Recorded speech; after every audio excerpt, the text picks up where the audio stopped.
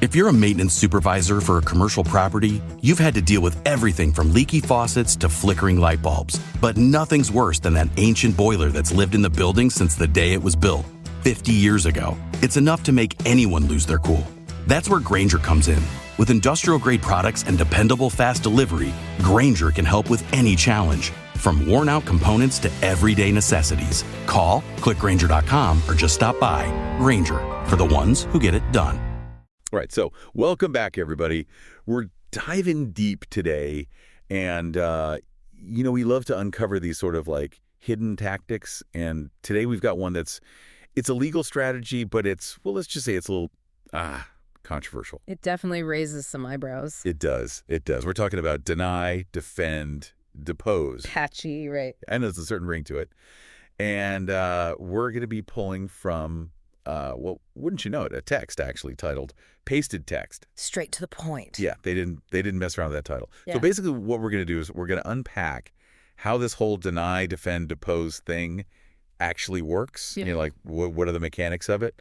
And then we're going to look at whether it's, is it ethical? Is it fair? Because there are definitely strong opinions on both sides. Absolutely. Yeah. And then kind of the big question, how does this impact, the legal system as a whole? So pretty hefty stuff. Big implications. Yeah. So I guess, just to start us off, let's break down these three words, right? Deny, defend, depose. What's the action like implied in each one? Okay, so deny, it's pretty much what it sounds like, right? You're straight up refuting any and all claims against you. No compromise, no admission of guilt. So it's more than just saying, I didn't do it. It's like, nope, didn't happen. Absolutely not. Exactly. It's about setting a very strong tone from the get-go. And, if you've got a team of high-powered lawyers backing you up, it can be pretty intimidating, especially for someone who maybe doesn't have those kinds of resources. Right. So you're already, like, shifting the power dynamic right there. Okay, so you deny and then you defend, right? What does that involve? So think of it as building a legal fortress around yourself, right? You're bringing in expert witnesses, you're filing motions, maybe even countersuing. You're requesting tons of documents, basically anything to make the process as complex and as lengthy as possible for the other side. So you're kind of burying them in paperwork. Exactly. And all of this, of course, costs money. Lots of money. Which not everyone has. Yeah. Okay, so then we get to the depose part. And this is where the pre-trial interviews come in, right? Yeah, those depositions. And they can be brutal. Hours, sometimes even days of intense questioning, all designed to kind of, catch the other side slipping up, find inconsistencies, maybe even discredit them entirely. I've heard stories about these depositions. It's like psychological warfare. It can be. And, for someone like, let's say, a small business owner who's suddenly facing a lawsuit from a massive corporation, it can be incredibly draining, both emotionally and financially. So you're not just fighting the legal battle, you're fighting, like, this war of attrition, right? Just trying to wear the other side down. That's a good way to put it. And the goal oftentimes is to force the plaintiff to settle, even if they have a strong case, just because they can't afford to keep fighting. Which, that brings up a lot of ethical questions. Oh, absolutely. It's a very controversial tactic. So, like, where do the arguments fall on this? Like, what do people say in favor of it, and what do people say against it? Okay, so the people who support deny, defend, depose, they say it's all about ensuring a strong defense. Stuff. Makes sense. And that it helps to protect people and businesses from frivolous lawsuits, which, let's be honest, those do happen. Yeah. So they see it as like a shield against abuse of the legal system. Okay, so they're saying it's a shield, not a weapon. Exactly. But then you have the critics, right? And they say, hold on a second, this isn't a shield, this is a weapon. Right. And it's being used by the powerful to silence legitimate claims.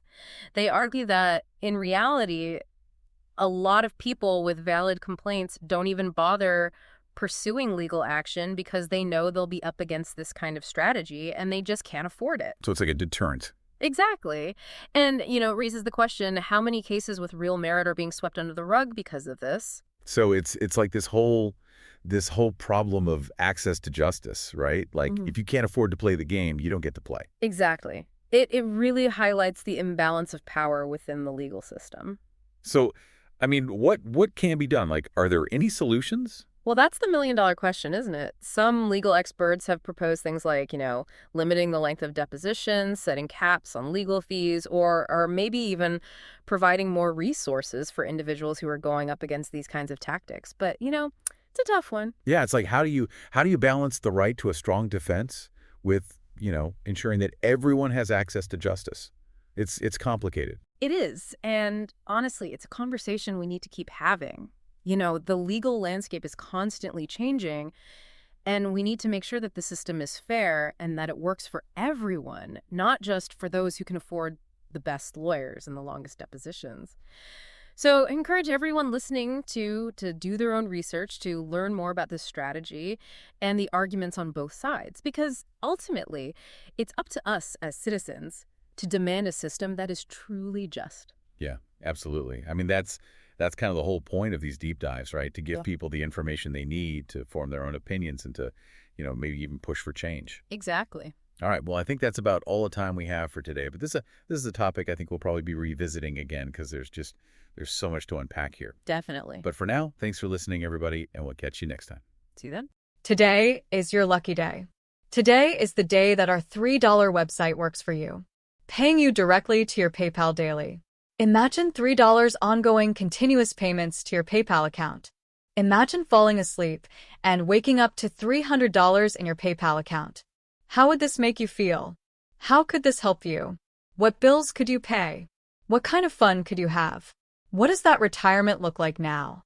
All for a one-time payment of $3. This website is DFY done for you, fully built and completely hosted, and never stops collecting payments for you. You have spent $3 on coffee on a regular, but that coffee won't help you create multiple streams of income. Click the link below.